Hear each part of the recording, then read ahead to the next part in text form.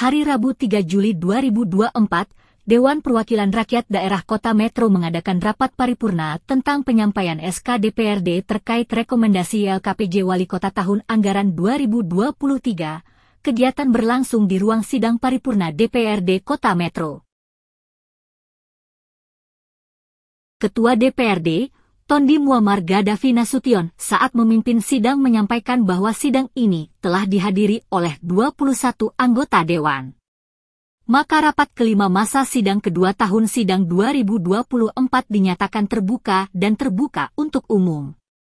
Berdasarkan Peraturan Pemerintah Nomor 13 Tahun 2019 tentang Laporan dan Evaluasi Penyelenggaraan Pemerintahan Daerah, LKPJ Kepala Daerah kepada Dewan Perwakilan Rakyat Daerah, informasi laporan penyelenggaraan pemerintahan daerah kepada masyarakat, terkait Saudara Wali Kota Metro yang telah menyampaikan LKPJ tahun anggaran 2023 kepada DPRD Kota Metro. Dan dengan berdasarkan LKPJ yang disampaikan tersebut, DPRD telah melakukan serangkaian proses pembahasan intensif melalui Pansus DPRD bersama pihak eksekutif dan seluruh anggota DPRD di Kota Metro yang hasilnya berupa rekomendasi DPRD Kota Metro yang akan disampaikan dalam rapat paripurna ini. Sementara itu, juru bicara Pansus DPRD Kota Metro Ancelia Hernani saat membacakan surat keputusan menyampaikan, berdasarkan surat keputusan No. 100/1705 DPRD 2024 telah merekomendasikan atas LKPJ Wali Kota tahun anggaran 2023. 1. Bidang pendapatan. Agar sistem pendapatan daerah dapat diimplementasikan dengan baik dan dapat mensosialisasikan kebijakan menyeluruh terkait pajak daerah dan retribusi daerah kepada masyarakat, juga peningkatan sistem pengawasan dengan transparansi serta lebih meningkatkan kepatuhan terhadap pendapatan daerah pemerintah daerah agar dapat melibatkan penegak hukum. Kedua, bidang pendidikan. Pemerintah daerah agar dapat memaksimalkan pemberian penghargaan kepada siswa-siswi yang berprestasi baik di tingkat kota, provinsi, nasional maupun internasional yang mampu membawa nama baik Kota Metro. Dan harus lebih memperhatikan kesejahteraan tenaga pendidik untuk meningkatkan kualitas SDM tenaga pendidik pemerintah daerah agar dapat memberikan beasiswa kepada tenaga pendidik dan siswa serta mahasiswa berprestasi. Pembebasan iuran komite sekolah harus menjadi perhatian pemerintah daerah. Serta harus lebih peduli dan dapat menyuarakan kaitan dengan uang kuliah tunggal atau UKP dengan perguruan tinggi yang ada di Kota Metro maupun pendidikan secara nasional supaya pendidikan dapat lebih murah. Kemudian yang 3, bidang kesehatan.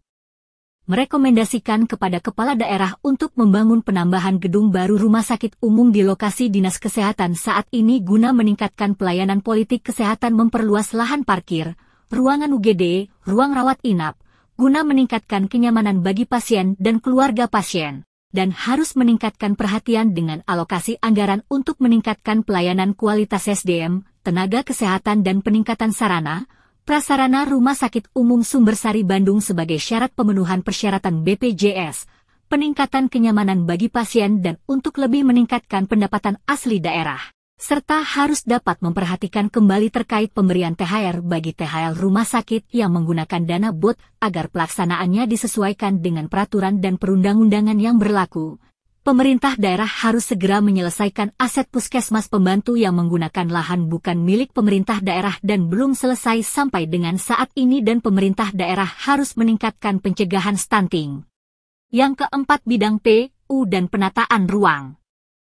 Pemerintah daerah harus lebih serius dalam merealisasikan target pembangunan infrastruktur sesuai dengan RPJMD dalam misi peningkatan kuantitas dan kualitas infrastruktur secara efektif, efisien, berwawasan lingkungan dan berkelanjutan dengan indikator tujuan dan indikator sasaran persentase jalan kota dalam kondisi mantap. Juga dalam penanganan jalan rusak menjadi jalan mulus harus dievaluasi karena kenyataannya justru mengalami kemunduran. Untuk itu pemerintah daerah agar mengalokasikan minimal 30% dari APBD untuk penanganannya, serta kepala daerah harus lebih serius terkait pembangunan dan pemeliharaan jalan bukan hanya untuk memenuhi kuantitas namun jumlah dan panjang jalan yang dibangun belum sepenuhnya memenuhi kualitas yang baik karena banyak luas jalan yang baru diperbaiki akan tetapi sudah rusak kembali dapat menjadi skala prioritas. Kemudian pemerintah daerah juga harus segera mengkoordinasi dengan Balai Besar Provinsi untuk melakukan normalisasi anak-anak sungai yang ada di kota metro dalam penganggaran dalam penanganan dan antisipasi banjir harus lebih diprioritaskan untuk lebih ditingkatkan oleh pemerintah daerah mewujudkan program metro bebas banjir. Tidak hanya itu, pemerintah daerah agar mempunyai skala prioritas anggaran yang jelas untuk penanganan banjir dan antisipasi banjir dengan adanya kaitan dengan pembangunan drainase perkotaan secara terintegrasi dari hulu ke hilir. Kelima, bidang perhubungan. Pemerintah daerah agar mewujudkan metro terang benderang sebagaimana telah direkomendasikan oleh DPRD tentang kebutuhan kisaran 1.700 titik lampu penerangan jalan umum, sementara sampai kisaran tahun 2024 ini hanya akan terrealisasi dengan kisaran 50%. Dan pemerintah daerah agar meningkatkan perbaikan juga pemeliharaan atau perawatan lampu penerangan yang ada serta lebih tanggap terhadap pengaduan atau keluhan dari warga masyarakat. Maka dalam menentukan titik penerangan jalan umum, pemerintah daerah berpedoman pada Perda tentang pengelolaan penerangan jalan umum dengan rencana induk penerangan jalan umum agar pemerintah daerah melalui Dinas Perhubungan dapat meningkatkan pelayanan terkait uji KIR. Selanjutnya yang keenam, bidang sosial dan kesejahteraan rakyat. Pemerintah daerah agar melakukan percepatan pencapaian target penurunan kemiskinan di kota metro dan memberikan ketegasan mengenai masyarakat yang masuk dalam 9 kriteria miskin sehingga tidak ada standar ganda dan penerima bantuan tepat sasaran. Pemenuhan persyaratan mengenai penerima bantuan sosial dalam data terpadu kesejahteraan sosial agar lebih disosialisasikan secara lebih intensif kepada masyarakat untuk menyamakan persepsi melalui berbagai media yang dapat menjangkau masyarakat luas.